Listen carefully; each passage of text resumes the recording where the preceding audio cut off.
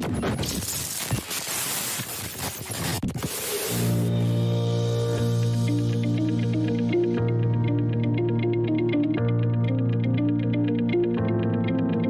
you're talking about instruction and not automatically including instruction with technology, then you're behind the times.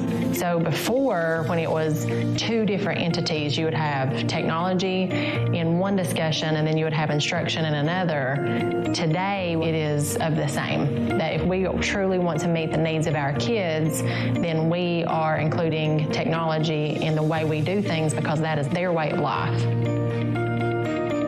In 1990, there was the Kentucky Education Technology System, or KETS, as its beginning, which was a key core component of KERA. The main purpose was to change Kentucky's position educationally, but also economically. I can recall when we were first starting this, and because of my time in the U.S. Army, I knew what the internet was, and I knew how we used it there, but it was not here. So I had to describe something that wasn't there yet.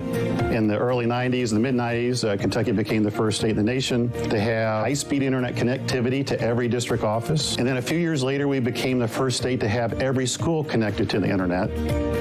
The biggest change that we've seen more of an emphasis on individual students having technology. The iPads, Chromebook initiatives, we can now afford a device because it's the time you buy 3 or 4 textbooks, you can buy a device. It's allowed the student to be an individualized learner and that they learn to seek information and learn on their own. And so in the 2000s, we became the first state to have high-speed fiber to every district office and to every school. We're right now the national leader in cloud-based computing, which allows you to do things a lot more efficiently, a lot more security-wise, and you can access information from multiple points versus one point of failure. Most states aren't even still close to having it in place. STLP is a Student Technology Leadership Program. It's unique to Kentucky.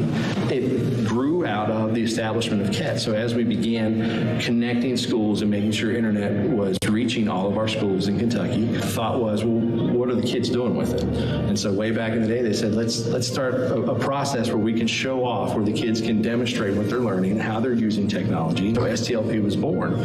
They're breaking a barrier and building confidence in themselves. And once again, these students from all parts of the state say, you know what? My thoughts and ideas and projects are just as good as anybody else's. And once again, as soon as you can make that transition, you start thinking bigger things and start building that confidence that you can compete with anybody on any kind of scale, anywhere. We see students using the technology to demonstrate how they're helping their school, how they're teaching others. The cool thing is now we're seeing what students, the technology they're building, they're creating. It's not just how they use the program anymore. Now they're making awesome stuff. That's really a goal of education, is to create an individual who can learn with their own resources. It's not fair to the kids just to be teaching in a way that we did 100 or 200 years ago. We live in a modern world. It's teaching a modern classroom. To see where Kentucky was and to see where it is today is I can't put it in words how better prepared students are today than they were when I went to school.